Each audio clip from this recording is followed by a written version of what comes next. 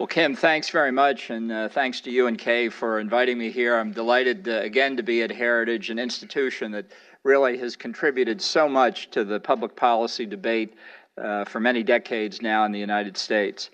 And I'm particularly pleased to be here to unveil the Trump administration's new Africa strategy, which the President approved yesterday and which the administration will begin executing immediately.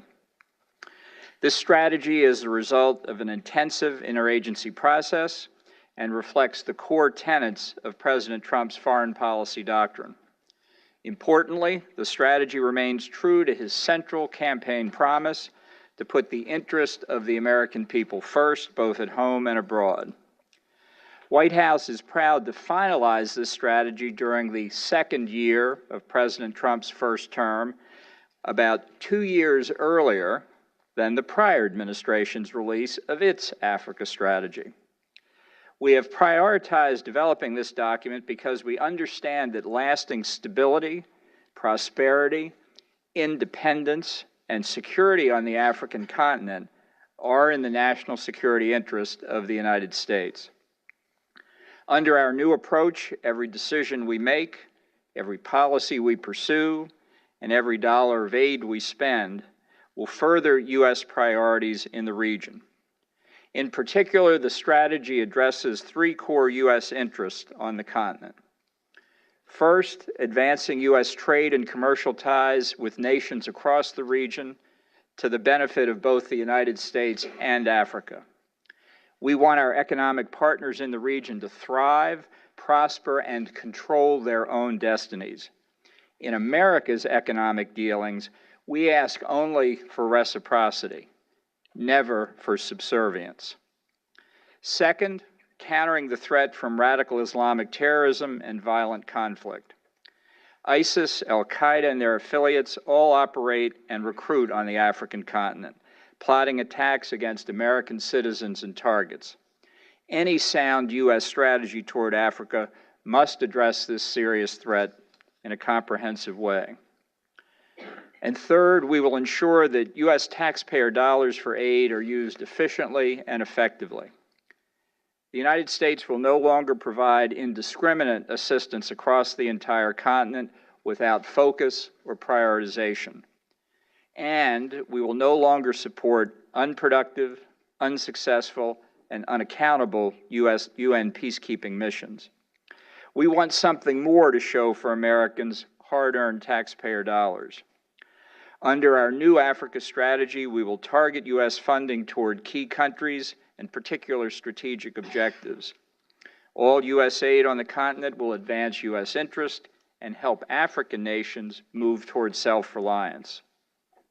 Our first priority, enhancing U.S. economic ties with the region, is not only essential to improving opportunities for American workers and businesses, it is also vital to safeguarding the economic independence of African states and protecting U.S. national security interests. Great power competitors, namely China and Russia, are rapidly expanding their financial and political influence across Africa. They are deliberately and aggressively targeting their investments in the region to gain a competitive advantage over the United States. From 2016 to 17, China's foreign direct investment towards Africa totaled $6.4 billion. And over the past several years, China has devoted considerable state-directed and state-supported financing to projects in the region. China uses bribes, opaque agreements, and the strategic use of debt to hold states in Africa captive to Beijing's wishes and demands. Its investment ventures are riddled with corruption and do not meet the same environmental or ethical standards as U.S. developmental programs. Such predatory actions are subcomponents of broader Chinese strategic initiatives, including One Belt, One Road, a plan to develop a series of trade routes leading to and from China, with the ultimate goal of advancing Chinese global dominance. In Africa, we are already seeing the disturbing effects of China's quest to obtain more political, economic, and military power. The nation of Zambia, for example, is currently in debt to China to the tune of $6 to $10 billion. China is now poised to take over Zambia's national power and utility company in order to collect on Zambia's financial obligations. Similarly, from 2014 to 2016, Djibouti's external public debt to GDP ratio ballooned from 50% to 85%, with most of that debt owed to China. In 2017, China established a military base in Djibouti that is only miles away from our U.S. base, Camp Lemonnier, which supports critical U.S. operations to counter violent terrorist organizations in East Africa. In May, U.S. officials accused China of using military-grade lasers from this base to target and distract U.S. pilots on 10 different occasions. 2 of our American pilots suffered eye injuries from exposure to laser beams. And soon, Djibouti may hand over control of the Duralay Container Terminal, a strategically located shipping port on the Red Sea, to Chinese state-owned enterprises. Should this occur, the balance of power in the Horn of Africa, astride major arteries of maritime trade between Europe, the Middle East, and South Asia, would shift in favor of China. And our U.S. military personnel at Camp Lemonnier could face even further challenges in their efforts to protect the American people. Russia, for its part, is also seeking to increase its influence in the region through corrupt economic dealings. Across the continent, Russia advances its political and economic relationships with little regard to the rule of law or accountable and transparent governance.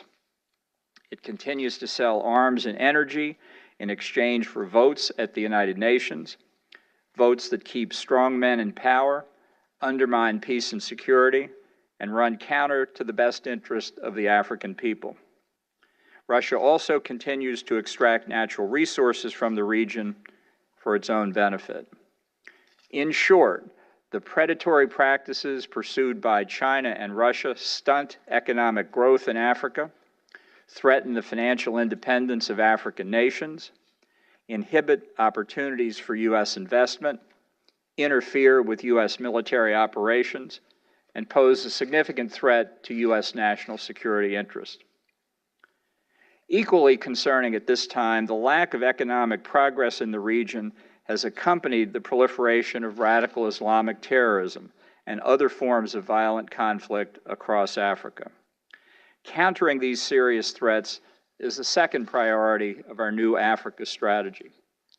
In recent years, ISIS, Al-Qaeda, and other terrorists operating in Africa have increased the lethality of their attacks, expanded into new areas, and repeatedly targeted U.S. citizens and interests. In Mali, JNIM, Jama Nusra al-Islam wal Muslimin, which describes itself as an al-Qaeda affiliate, is increasing in strength and has killed and wounded scores of peacekeepers, partner forces, innocent civilians, in addition to kidnapping Westerners and threatening U.S. allies. In Libya, the local ISIS affiliate has found fertile ground to recruit new terrorists and plot attacks against the United States. In South Sudan, an ongoing civil war has ravaged a young nation, displaced millions, and led to the deaths of hundreds of thousands of people. The continuing threat from terrorism and other violent conflicts across the region puts American lives at risk and drains vital American resources. Between 2014 and 2018, the United States provided approximately $3.76 billion in humanitarian aid to South Sudan and refugees in neighboring countries. This number represents only a small amount of the total aid that the United States devotes to Africa. In fact, in fiscal year 2017, the Department of State and USAID provided approximately $8.7 billion in development, security, and food assistance to Africa. In fiscal year 2016, we provided approximately $8.3 billion. Between 1995 and 2006, U.S. aid to Africa was roughly equal to the amount of assistance provided by all other donors combined. Unfortunately, billions upon billions of U.S. taxpayer dollars have not achieved the desired effects. They have not stopped the scourge of terrorism, radicalism, and violence. They have not prevented other powers, such as China and Russia, from taking advantage of African states to increase their own power and influence. And they have not led to stable and transparent governance, economic viability, and increasing development across the region. From now on, the United States will not tolerate this long-standing pattern of aid without effect, assistance without accountability, and relief without reform. Instead, we are pursuing a new path, one that we hope finally gets results. Americans are a generous people, but we insist that our money is put to good use. Our third priority, therefore, is ensuring that all U.S. assistance dollars sent to Africa are used efficiently and effectively to advance peace, stability, independence, and prosperity in the region. Here are some of the specific bold actions we will take under our new strategy to address the three priority areas I've just highlighted. To expand our economic relationships in the region, we are developing a new initiative called Prosper Africa, which will support U.S. investment across the continent, grow Africa's middle class, and improve the overall business climate in the region.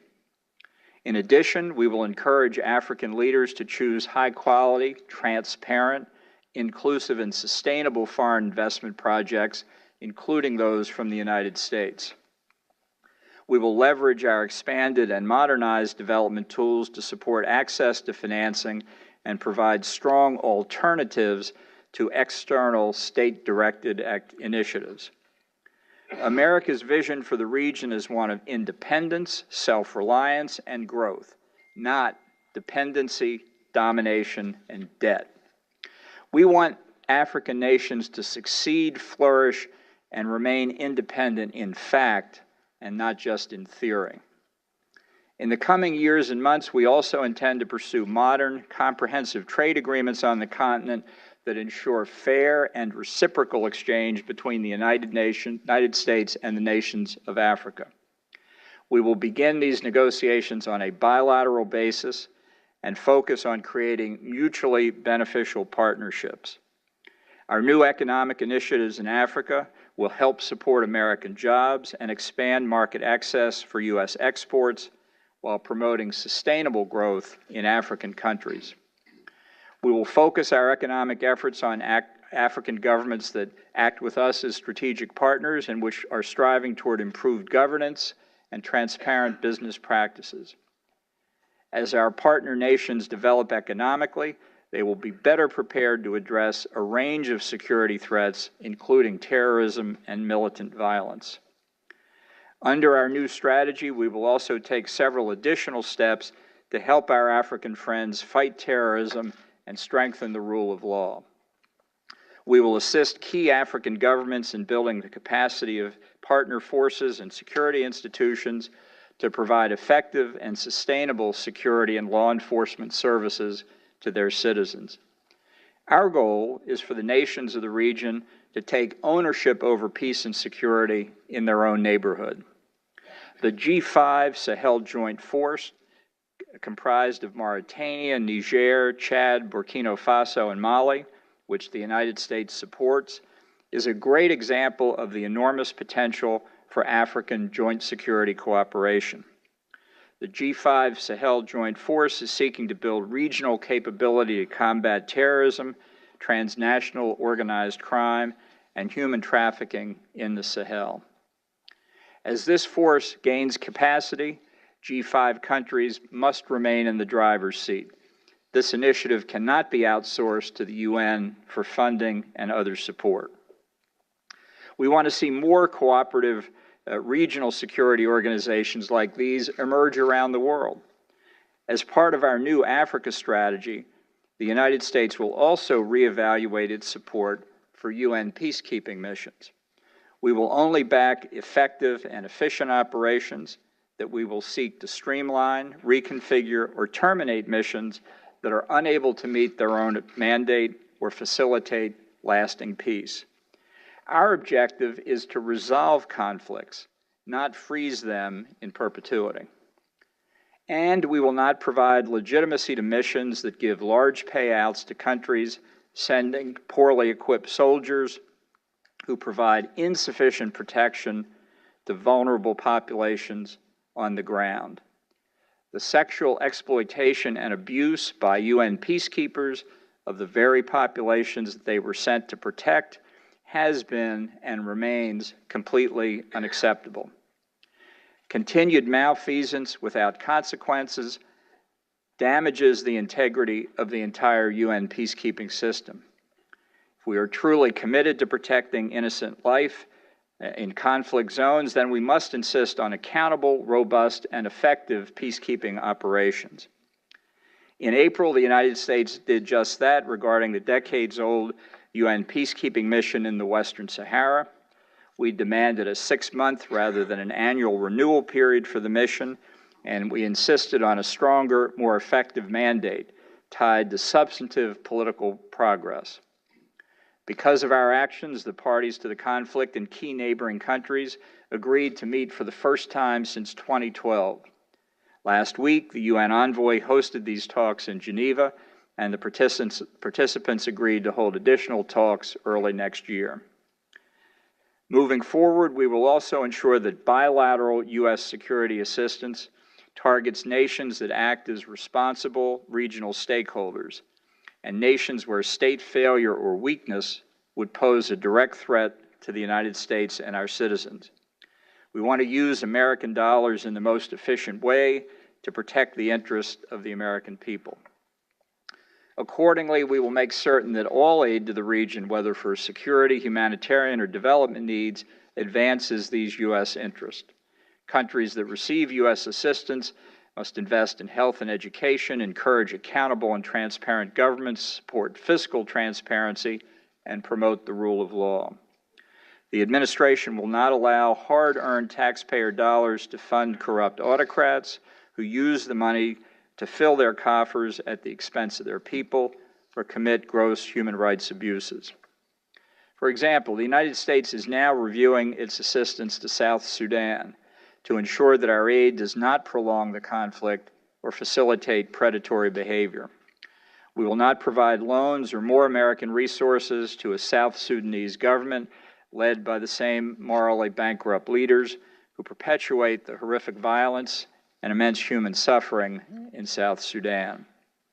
The administration is also developing a new foreign assistance strategy to improve the effectiveness of American foreign aid worldwide. American foreign assistance was originally designed to counter the Soviet Union during the Cold War and most recently to fight terrorism after 9/11. Today, we need to make adjustments to address the pressing challenge of great power competition and to correct past mistakes in structuring our funding. In developing our strategy, we are revisiting the foundational principles of the Marshall Plan. The Marshall Plan furthered American interest, bypassed the United Nations, and targeted key sectors of foreign economies rather than dissipating aid across hundreds of programs. Our new foreign assistance strategy will ensure that all U.S. foreign aid in every corner of the globe advances U.S. interest. Our goal is to move recipient states towards self-reliance and prevent long-term dependency. Structural reforms will likely be critical, including practicing fiscal responsibility, promoting fair and reciprocal trade, deregulating economies, and supporting the private sector. We should emphasize bilateral mechanisms to maintain maximum American control over every American dollar spent. Less needy recipients should graduate from foreign assistance, and assistance should decline to countries and organizations making poor policy choices. In addition, we should target resources toward areas where we have the most impact to ensure efficient use of taxpayer dollars. Countries that repeatedly vote against the United States in international forums or take actions counter to U.S. interest should not receive generous American foreign aid.